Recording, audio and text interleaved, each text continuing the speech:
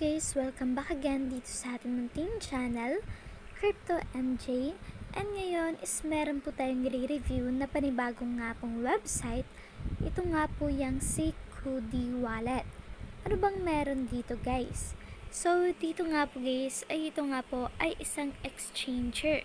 So kung makikita ninyo parang Bybit, Binance, pero dito is meron nga po silang pwede natin pagkakitaan din online. Mamaya, ipapakita ko nga po yan sa inyo sa kanilang pinaka mismong website.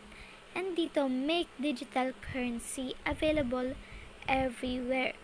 So, use decentralized dito nga po sa kanilang mismong website to manage your wallet and keep security with you.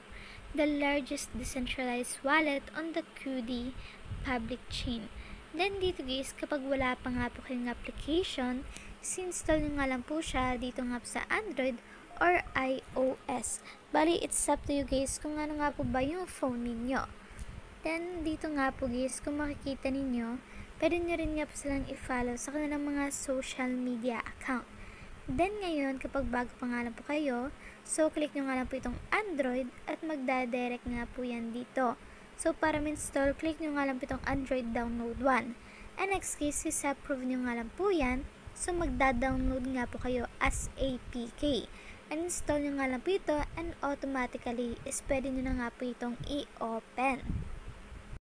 At kung nandito na nga po kayo sa kanilang pinaka homepage is kung bago pa nga lang po kayo, kailangan nyo nga po i-click itong create Web3 wallet. So tap nyo nga lang po yan and dito guys, select nyo nga lang po dito sa public chain is ito nga pong QD.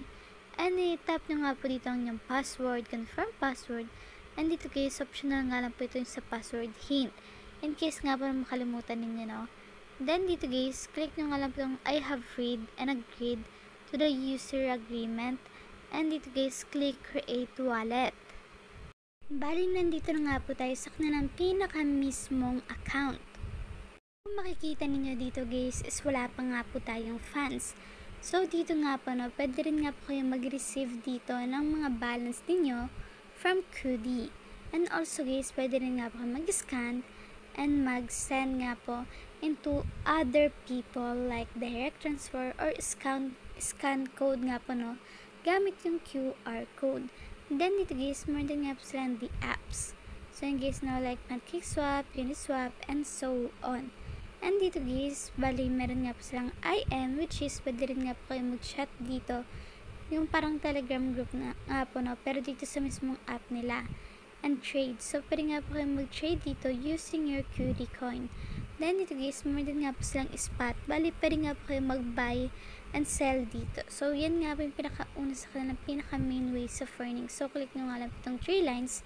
Pwede nga po kayo pumili dito ng iba-iba nga po mga crypto. As can see guys, ito nga po yung rate ng BTC ngayon. So, pwede po kayo mag-buy dyan or mag-sell. So, bali ito guys, ito nga po yung mga available na country. Then ngayon, back nga lang po natin ito.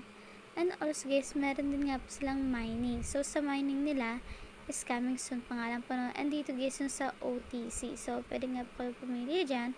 For example, dito guys, your name and card number. So, click nyo nga lang po yan. And next guys, bali dito, pumunta nga po tayo sa ibang earnings nila. Bali kung makikita nyo dito guys, so back nga lang po natin yan. Meron din nga po silang monitoring. So ito po, meron po silang AMM market maker and so on. So ito guys, yung about nga po dito sa kanilang mga trading pairs, total liquidity and proportion. So yan nga po, no. So first, mine discovery. So next, meron nga po silang AI smart bridge.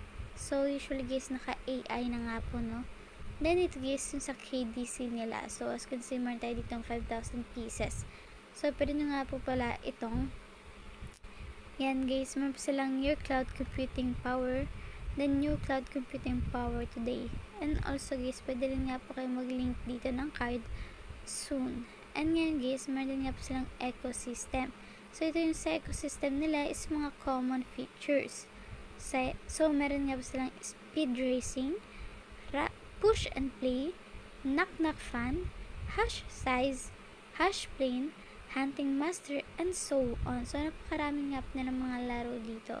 So, pwede rin nga po kayong mag-daily sign in dito guys, pero take note, kailangan nga po natin mag-top up bago makasali sa kanilang daily sign in nga po, no? Dahil dito guys, sa every sign up natin is meron tayong makukuha na 0.1 KDC.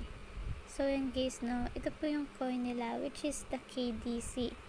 Then, next, ito yung sa mine. So, meron nga po sila mga activity dito na pwede nga po natin gawin. And also, guys, sa academy nila. So, ito nga po yung abot sa kanilang academy. Then, classroom. So, sa classroom nila is ganito nga po yan, guys, which is naka-live chat nga po, no? And so on. So, ito nga po yung sa kanilang mga settings, announcement, asset details, real name, KYC. Gusto nga po pala mag-KYC using your ID. So, yun guys, ilalagay ko na nga lang po yung mga link dyan nga po sa ating description box. And I hope is meron nga po kinatutunan regarding up dito. So, yun nga guys, hanggang dito na nga lang po at maraming salamat sa inyong panonood.